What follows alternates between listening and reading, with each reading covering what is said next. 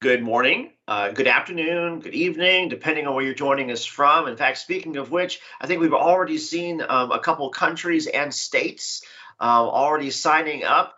My name is Jason Buffington with Veeam. You'll notice that this week my normal host, Dave Russell, is actually visiting Mickey Mouse and his friends. So instead, we have a treat for you. Billy Cashwell, welcome to Industry Insights. Thanks a lot, Jason. Glad to be here. I am not Dave Russell, but I'm going to fill in as best as I can today. You have a much better beard than Dave Russell has. And now you are hailing from North Carolina Yes, this morning? yes, actually, I was just recently with Mickey Mouse where Dave is, but we've just moved to North Carolina, so back home for us. Nice. And then also our producer is in Georgia. Our social media is in Romania. Montana's in the house. Early morning from Montana. So thank you for joining us. State almost as big as the great state of Texas, I should point out. Germany's already in. We got some Nordics coming on board as well. Yeah, let's make the world green this morning. So please make sure that you are piling on from wherever you're from. I see India has already chimed in as well. Always glad to see y'all. It's rather late, so thank you for tuning in. So this week we're going to do something a little different. So often our industry insights, we focus specifically on what's going on in the world, what's going on with data, what are those macro trends. But here at Veeam, we're super excited about the most recent release of products that just came out. Billy, you've helmed some of those products, and of course, you and I have both been in industry for a very, very long time. Tell us what the news was of, what broke in GA just several days ago. Well, I mean, honestly, innovate and iterate. That's our logo here. That's one of our big goals and one of the core values we hold near and dear at Veeam. And the same thing's going on when it comes to the latest releases we've got. So huge expansion out to what we're doing in the cloud. We're doubling down on security even more to keep things safe. We're making sure that you can be abreast of things, report even sooner. And I mean, there's just so much packed into it, but really it's a continuation of what we started with V11. So v11a, right? That's the official moniker for the product itself. And I think we actually have an overview slide that maybe we can kind of talk to for a few minutes. You said it's iterate, right? So in this case, we added the A on the end. Almost always when we do what we call the minor release, the A that comes afterwards, it's about platform support along the way, right? So let's take a look at the slide that's got all the various platforms and core functions on it, and just kind of walk us through. Well, first of all, what new platforms are out there that we're protecting in the data center, and then we'll get to the cloudy stuff in just a minute. Yeah, perfect, Jason. So as far as the new platforms we're supporting, everybody knows Windows 21H1 is out there. Windows Server 2022 is out there. You can't go without supporting those things. So we've got lineup support for that. In addition, we've got new platform support. Dare I call it platform, but we've got Red Hat virtualization out there. So we've just opened up a public beta for that that's supported by Veeam for people to check it out, to see it. You know, if you're going to standardize in Red Hat, it's a great way to check out what we're offering, teaming up with Red Hat on that. In addition, doing even more for Google Cloud Platform.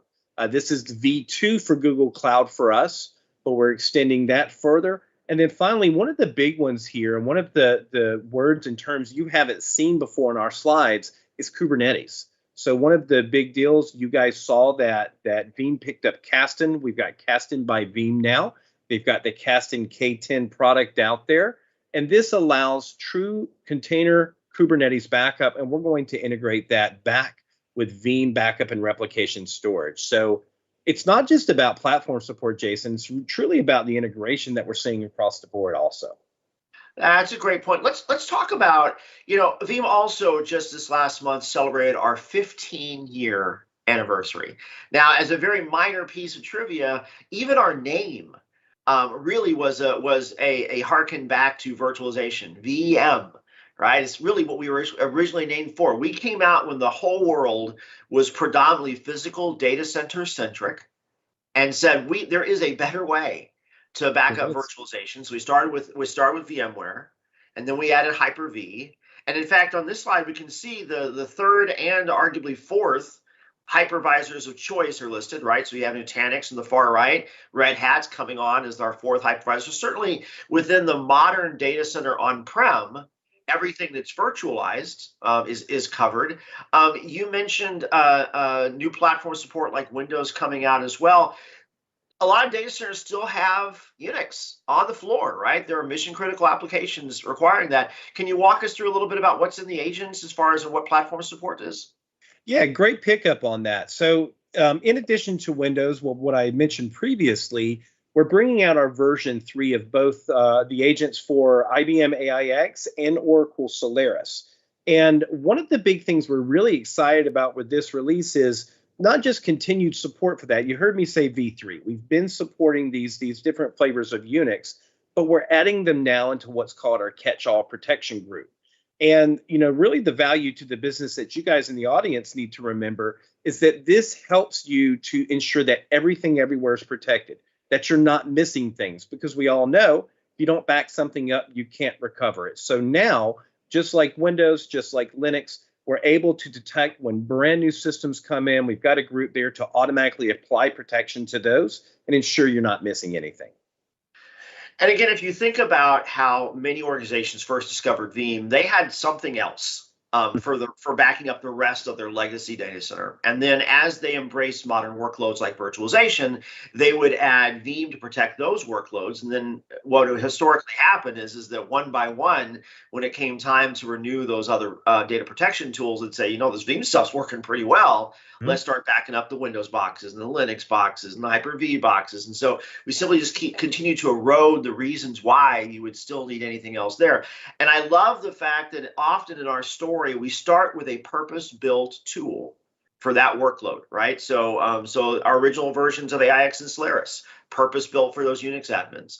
Our original solution for the most cloud products, just for those IaaS platforms. And then the next step is to have us receive that as a target. And I think that's where we are by allowing those agents to now pull back. And then I think Red Hat and Nutanix work about the same way.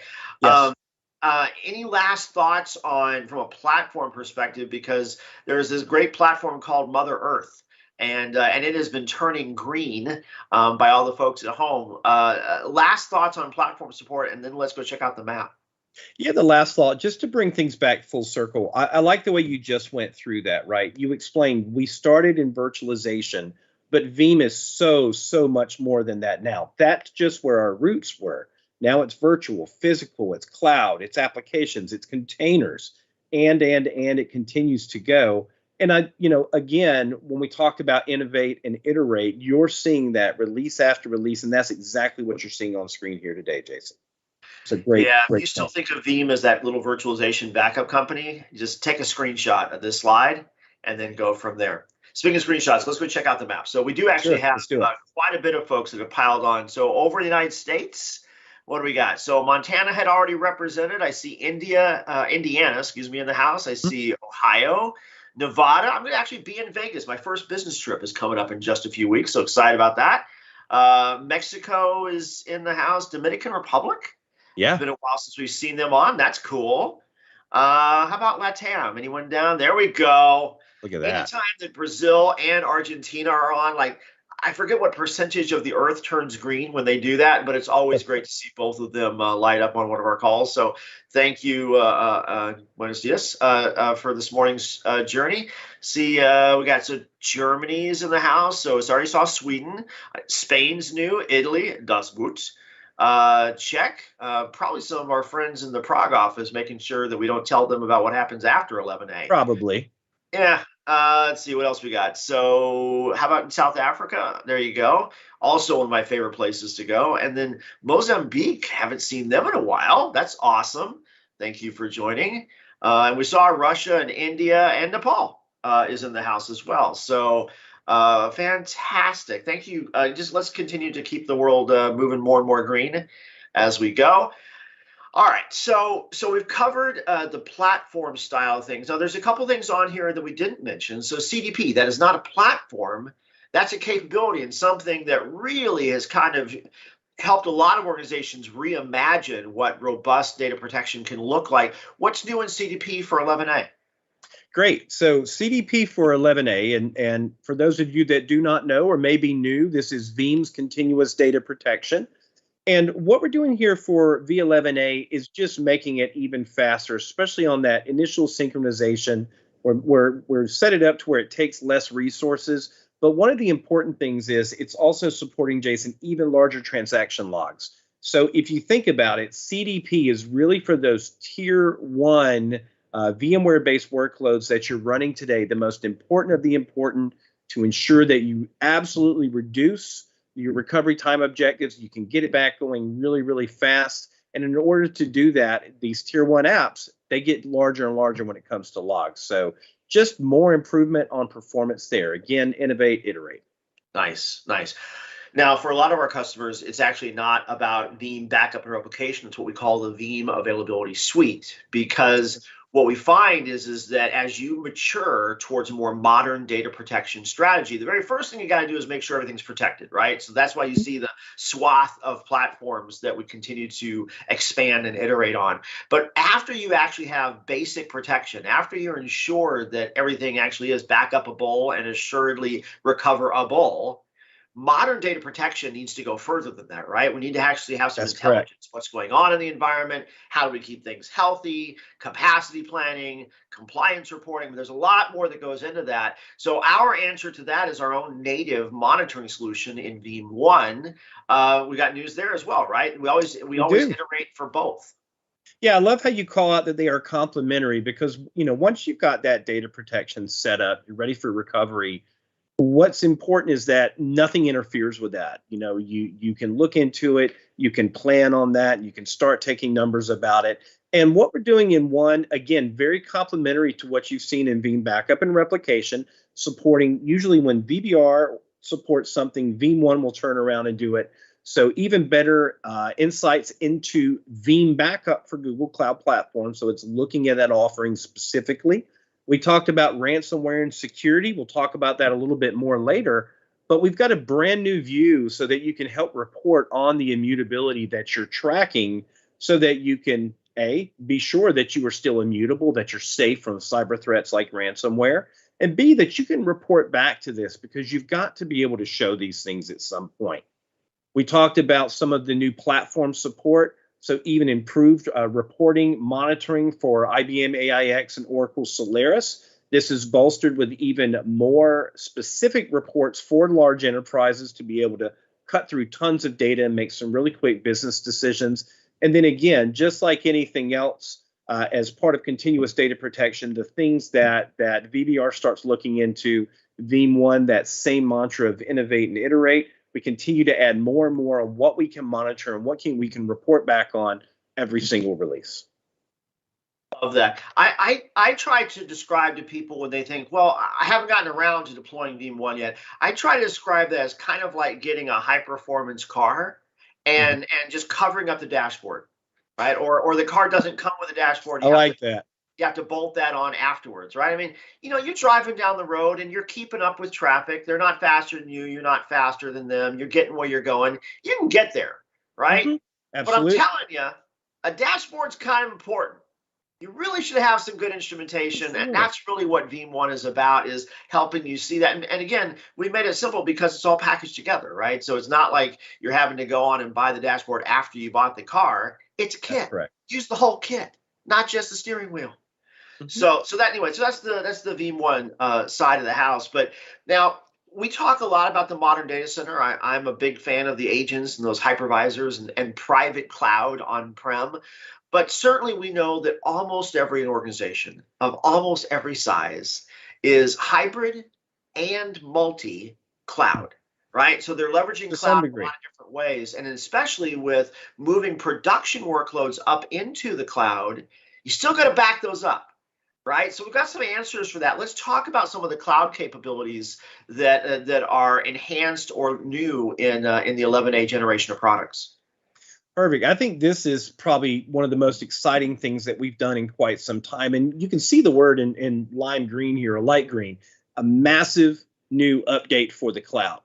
So we've already talked about adding in things like Google Cloud Platform, but you've seen we've had AWS support, we've had Azure support, we've had Google support. We're doing even more with that now.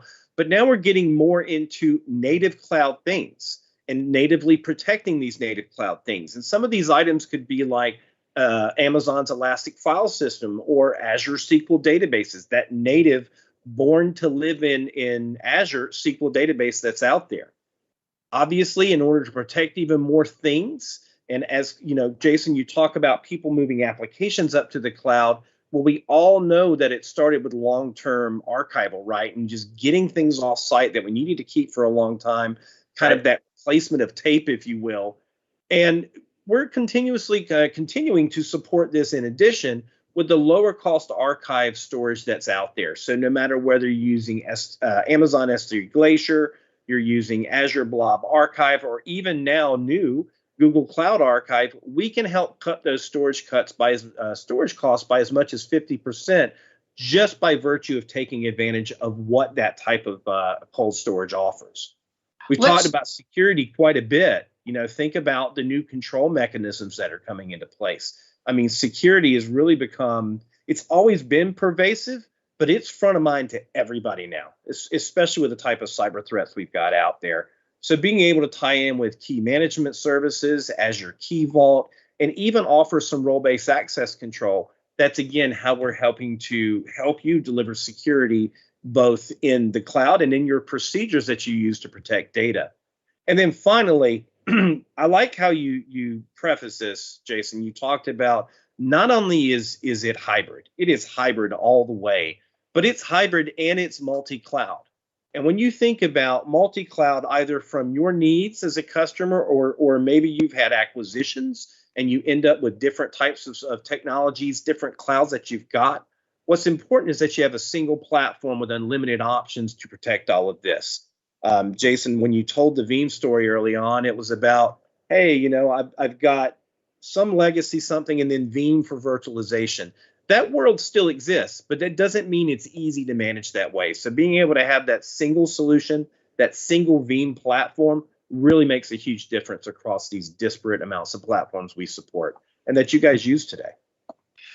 So you've covered a lot on that I did. slide. Let's go back, and I want to talk about each of them a little bit to make sure I understand some of the pieces that are there. So and we'll start in the upper right-hand corner. We're talking about storage for a minute. And you're right. Most organizations, when they first, their first taste of leveraging the cloud as part of their IT strategy was probably not production, right? It was protection. Mm-hmm. It was maybe I don't want to handle tape. Maybe it was I need data survivability and I don't want to pay for the guy in the white truck to come lose my tapes for me anymore. You know, whatever that happens to be. But it was always about just get your data out of the building. And so talk for a second around how are we continuing to help organizations reduce costs as part of getting your data out of the building? What does that archive storage function, what does that feel like? Well, I think the big word we need to use here when we're talking about this, or the two words I would use, would be automation and lifecycle management, right? That's really the big thing we're talking about here. We use, I mean, let's be honest, Jason, none of you want to keep data as long as we are required to keep data. It's a lot of costs, it's a lot of housekeeping. And that's one of the reasons why people have turned to this cold storage, if you will, if you want to call it that way. What's really needed here and what's requisite for this all to function smoothly is that you're taking human intervention out of it, for one thing, right? You automate this just in the same way that you would schedule your backup jobs.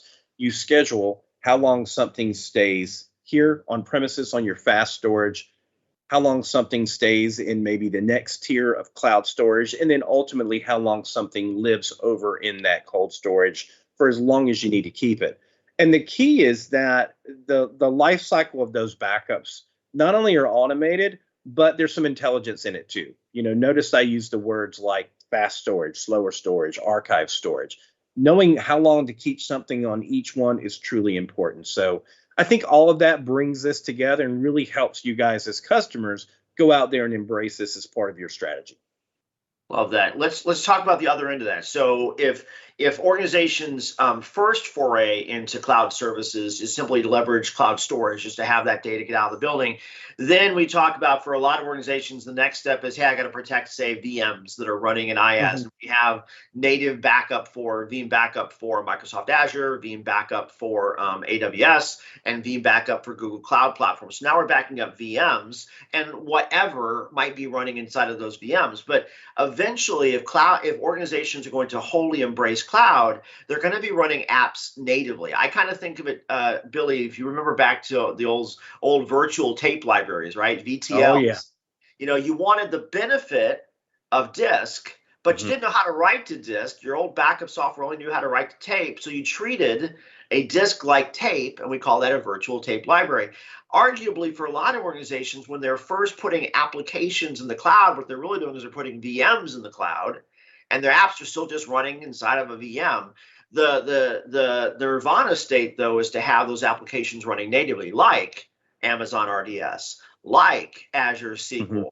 SQL, those kinds of workloads. Let's go back to that cloudy capability slide for a second. In that upper left-hand corner, you were talking about what we've been doing to add there, and arguably you get that same kind of flavor as we start to think about what will eventually happen with Kubernetes as well. But talk about, Mhm. what is it that we're actually protecting in EFS, and why should DBAs be excited about what's coming for databases? Well, I mean, I think that's great. And, we call out the top left, but it really has a dotted line to that lower right one as well, Sure. right? These are, Jason, as you pointed out with the VTL, you did go back to that. I love it.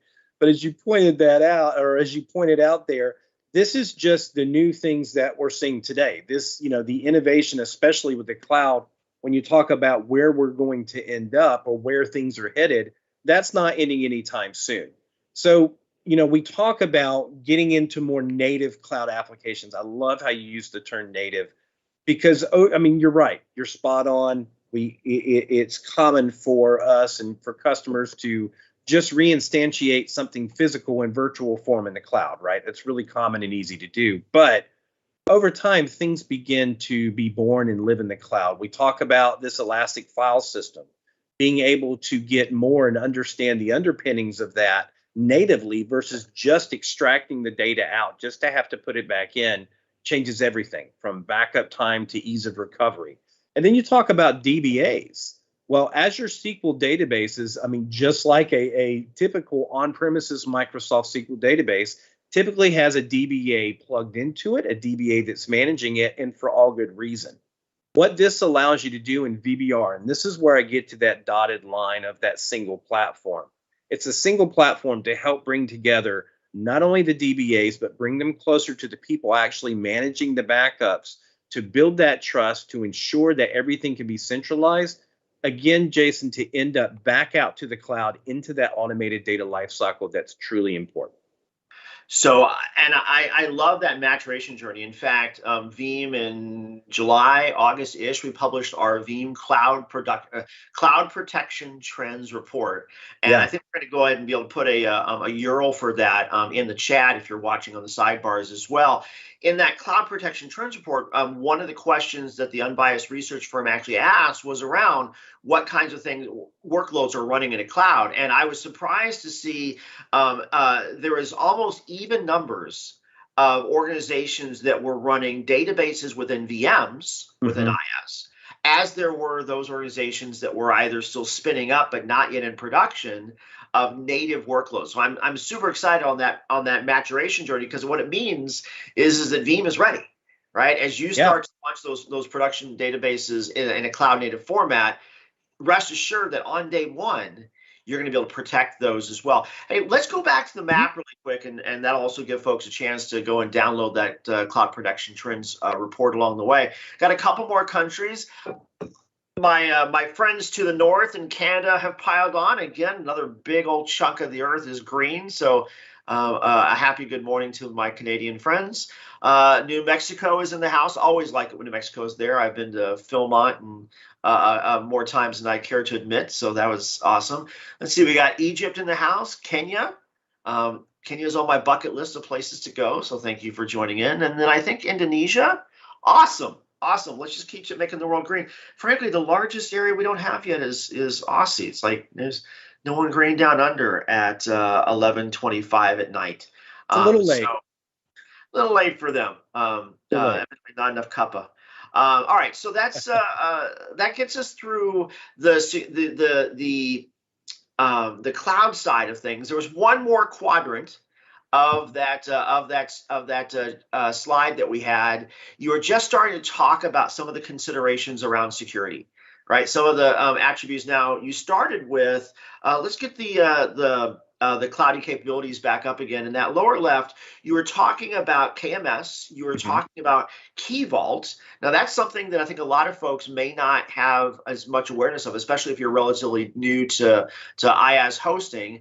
Certainly, role-based access is something that a lot of us know is always the best practice where you have IT infrastructure.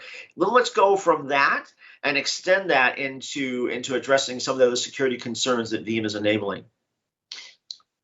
Billy, talk to us about KMS and Key Vault.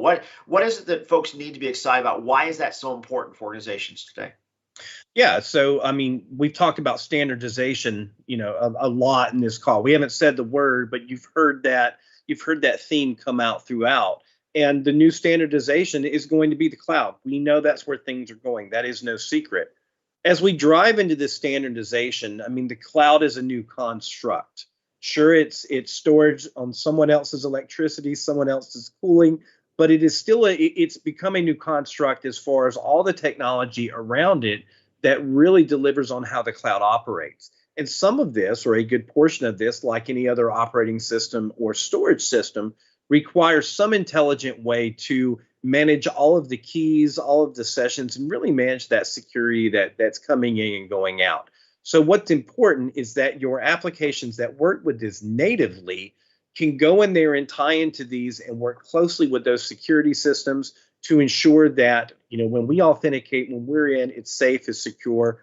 Because the last thing you want to do, Jason, is leave the door open for bad actors or people with malicious intent to come in and do something, especially at your key system. That's probably the worst place they could be. Yeah, speaking of malicious intent, let's go ahead and talk about ransomware, right? Let's do it. You can't talk about modernizing data protection without recognizing that a couple key truths that a lot of people need to make sure that they write down and internalize. One, ransomware is a disaster, right? So this is not like I lost a hard drive. This is not like I've had a power failure. This can have cataclysmic results. I think I just blended two words together and it was really bad. Worked. All right. So ransomware is a disaster. It's something that you need to be thinking about as a whole scale kind of cyber strategy.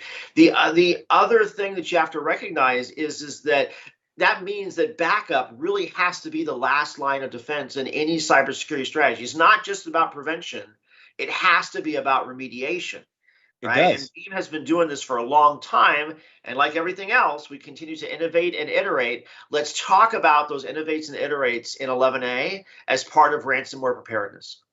Yeah, so Jason, great point and great place to wrap up, right? Because this is one of the most important things that everybody's focused on right now. We have previously taken a strong stance on this. One of the big things we added with V11 was the ability to effectively have native immutable backups. So as soon as that backup is taken, if you're using the Veeam hardened repository, as soon as that backup is taken, that backup has been made immutable. Now, what's important is we talked about the life cycle with the cloud earlier. We know that your data doesn't live on your fast storage, your expensive storage the whole time. Ultimately, it gets out to that cold storage we talked about.